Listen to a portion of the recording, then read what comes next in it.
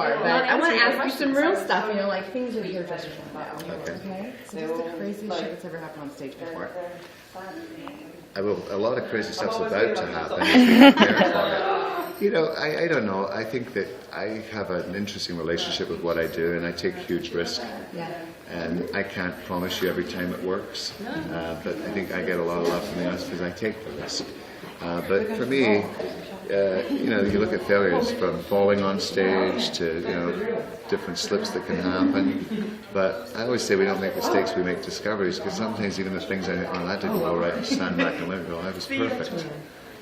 So, you know, I'm not quite sure, but you know, I think from a salon thing, I think some of the things you see, I have this thing we call a color bar, and I left my salon, I have 2 salons here, and I walk in, and so guys, what happened? There's blood on the floor. 2 of my stylists got into a fist fight. I'm like, I said, you should have told me. I would have called pay-per-view if I knew there was going to be a fight. I'm like, what is wrong with you people while I'm out of town? So I'm just saying, you get crazy situations as a salon owner that probably more like, no way, this just happened in show business, because it's so organic and it's kind of hard. It's not so usual you can compare it to anything. But all of my guys, I put them in deadly danger up there. I built a show and they haven't even rehearsed it. But I said, hey, if you came here to practice, go home. So, you know, I'm working with the best in the world. Angus can do it blindfolded. Takashi can do it. Steffi, you know these people. They've been working together for years. But it's the joy in it. But even the imperfections, you know, I just think that it's that. My favorite saying I sometimes say is, if at first you do succeed, try not to look so bloody surprised. So sometimes you'll see my little face when it works going, oh, no way that worked. I do a trick today, and when I first did it, nobody knew I was going to do it. I didn't know I was going to do it. This girl's got super curly hair, and I'm walking up, and I'm thinking what I'm going to do, and I can cut freehand, I can cut blindfolded, and I just took my little hat, put it on her head. I didn't even have to ask. I put it on her head, and I took my clippers, and I cut around the hat. And then I pull the hat off, and it's a perfect haircut. And the people said, no way, where did you come up with that? I said, just a minute ago. It's just one of those things, when your mind's into risk-taking, you're going to go risky. So for me, you wanted to wear that hat. I did. Actually, that was one of my questions I was going to give you. Well, it's really simple, because he's a like-minded person. It's Philip Tracy, and he designs for Gaga, the Royal Wedding. Where I connected with him was the late Alexander McQueen. I wear a lot of his stuff.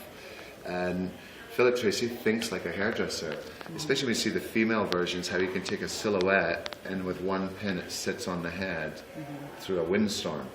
It's just gravitation. He works in a small little workshop. It's unbelievable. And because I bought so many hats from him, I get VIP treatment, and my little cute girlfriend tries on all the hats. But just a genius, as the great late Alexander McQueen. I probably stole from that man more than any, but I did buy a lot of clothes from him, so I thought it was fair. You know, when you're wearing something McQueen, it's like wearing a Honda. Should have license plates on it. So I'm very inspired by that. It's not so much fashion I follow, but it's the trickery in which certain designers will dare to go with. Jean-Paul Gaultier, Galliano. You know, so I pay attention to that on occasion. But a lot of my stuff, it's not coming from anywhere but my mind. I've seen enough to say, okay, I got an idea. I'm walking through the streets of Italy with Angus.